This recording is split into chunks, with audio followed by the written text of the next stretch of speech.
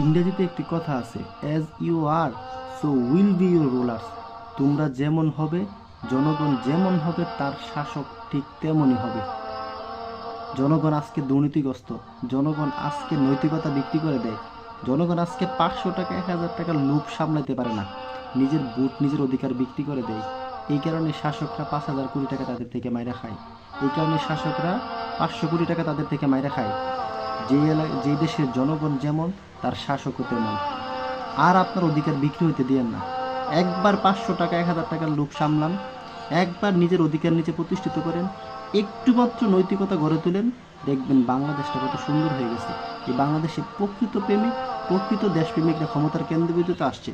আপনি 500 টাকার লোভে পইরা 5,000 কোটি টাকা খাইতে দিয়েন না। আপনি 1000 টাকার লোভে পইরা 100 কোটি টাকা খাইতে দিয়েন না। আপনার ভোট আপনার অধিকার। আপনার ভোট আপনার নৈতিকতা বিক্রি করে আপনি 500-1000 টাকায় ভোট বিক্রি করেন না।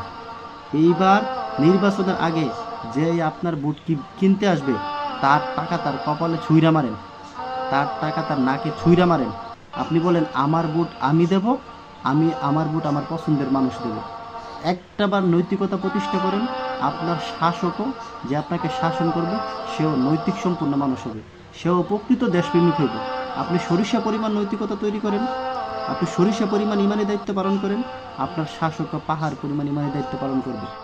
আপনার শাসকও আপনার জন্য, দেশের জন্য, এই দেশের মানুষের জন্য পাহাড় পরিমাণ ইমানি দায়িত্ব পালন করবে।